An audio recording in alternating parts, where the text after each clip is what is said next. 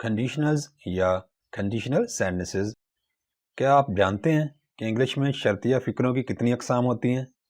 عموماً آپ نے سنا ہوگا کہ انگلش میں 3 طرح کے شرطیہ فکرے ہوتے ہیں، لیکن یاد رکھیے انگلش میں شرطیہ فکروں کی 4 اقسام ہوتی ہیں: zero conditional, first conditional, second conditional اور تھرڈ کنڈیشنل۔ ان چاروں اقسام کے فکروں کے بارے میں علیحدہ ویڈیوز اس چینل پر موجود ہیں۔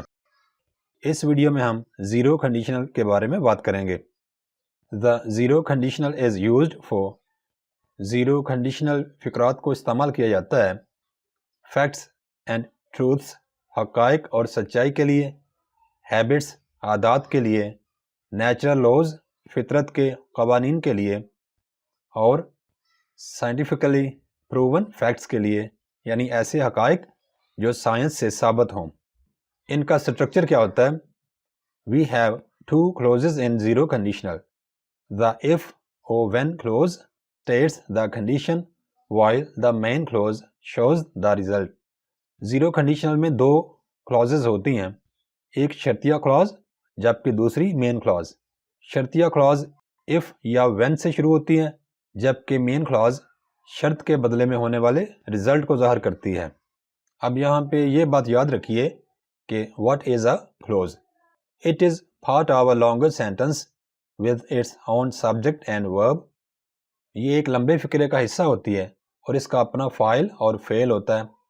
فاعل کسی فقرے یا کلاز میں ایسا لفظ جو کام کرنے والا ہوتا ہے یا جس لفظ کے بارے میں بات کی جا رہی ہوتی ہے فقرے میں، جبکہ فعل یا ورب فقرے یا کلاز میں ایسا لفظ ہوتا ہے جو کام کے ہونے کو ظاہر کرتا ہے۔ if یا when کلاز اگر فقرے میں پہلے آتی ہے تو دونوں کلازز کے درمیان کاما استعمال کرتے ہیں، جبکہ اگر مین کلاز فقرے میں پہلے آئے تو دونوں کلازز کے درمیان کاما استعمال نہیں کرتے۔ مثال کے طور پر if we have time we study English، یہاں پہ if کلاز پہلے آئی ہوئی ہے تو ہم if کلاز اور مین کلاز کے درمیان کاما استعمال کریں گے، جبکہ we study English if we have time ہم نے مین کلاز اور if کلاز کو آپس میں انٹرچینج کر دیا ہے، یعنی اگر مین کلاز پہلے آئے گی تو ہم مین کلاز اور if کلاز کے درمیان کاما استعمال نہیں کریں گے جیسا کہ اس فقرے سے ظاہر ہے۔ زیرو کنڈیشنل میں دونوں کلوزز میں پریزنٹ سمپل ٹینس استعمال ہوتا ہے۔ پریزنٹ سمپل ٹینس یا پریزنٹ انڈیفینٹ ٹینس، اس میں فرسٹ فارم آف ورب استعمال ہوتی ہے یا فرسٹ فارم آف ورب کے ساتھ ایس یا ای ایس استعمال ہوگا۔ اب زیرو کنڈیشنل کی مثالیں دیکھتے ہیں۔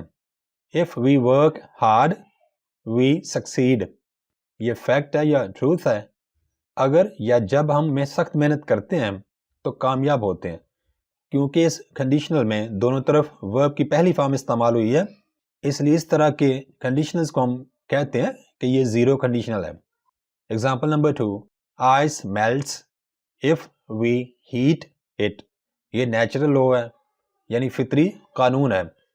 برف پگھلتی ہے اگر ہم اس کو گرم کرتے ہیں یا جب ہم اس کو گرم کرتے ہیں، کیونکہ دونوں طرف فرسٹ فارم استعمال ہوئی ہے اس لیے یہ زیرو کنڈیشنل کی پہچان ہے۔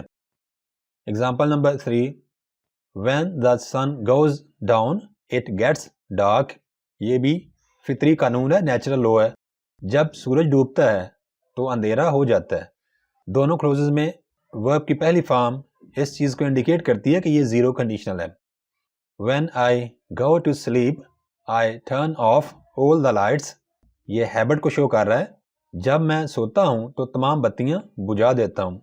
اس فقرے میں دونوں کلوزز میں ورب کی پہلی فارم استعمال ہوئی ہے تو یہ زیرو کنڈیشنل کی پہچان ہے۔